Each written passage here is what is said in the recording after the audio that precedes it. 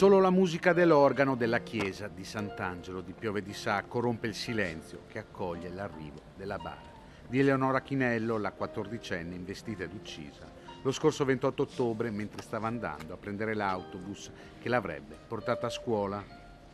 Papà Massimiliano e mamma Silvia stringono le mani di Maria Vittoria e Luigi, la sorella e il fratello di Eleonora.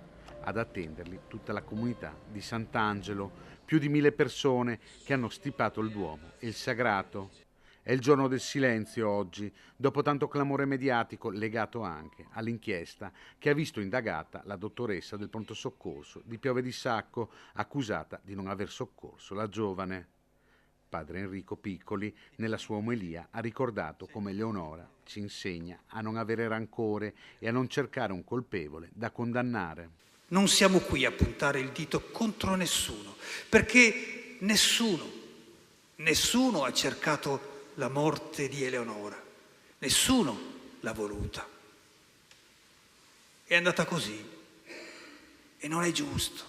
In chiesa e fuori anche i compagni di scuola di Dolo che hanno ricordato quanto sia silenziosa ora la classe senza di lei.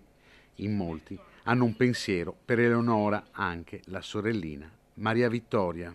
Tu per me sei sempre stata la sorella maggiore, soprattutto la sorella migliore, ma anche Luigi non se la cava male. Adesso ci hai lasciato un vuoto enorme nel cuore. Io, quando l'ho saputo, mi sono messa a piangere e mi sa che tu non avresti voluto.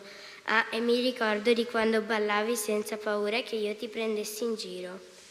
Ora che te ne sei andata non potremo più fare ste cose. Ora ti saluto e spero che tu sarai sempre pronto ad aiutarci. Ti voglio un mondo di bene, la tua sorellina Maria Vittoria. La mamma con orgoglio racconta quanto Eleonora si impegnasse anche in casa. Vice cuoca di casa, vice mamma di tuoi fratelli. Luigi ti immagina seduta a studiare di sopra. Mentre Maria Vittoria cerca di mascherare la tua assenza impartendo ordini a tutti. Eri saggia e responsabile, sempre pronta a darmi una mano e ad ascoltare le mie lamentele. Un dono arrivato in punta di piedi. Amore mio, ora sei la luce più luminosa. Siamo orgogliosi di averti messa al mondo. Conoscendoti, vorresti abbracciarci tutti, anche il ragazzo che hai incrociato lunedì, per provare a dargli un po' di sollievo alle sue pene. Riposi in pace, avvolgici con la tua dolcezza e spensieratezza della tua giovane età nei pensieri oscuri che ci affliggeranno. Veglia su di noi, angelo caro.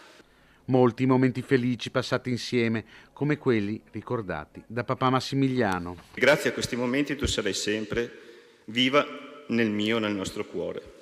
Ciao Ele, salutami il nonno Giacomo e digli che prima o poi ci rincontreremo e faremo una grande festa. La bara coperta di rose bianche è poi uscita sul Sagrato, dove ad attenderla c'erano i compagni di classe che hanno salutato Eleonora, liberando in aria decine di palloncini bianchi.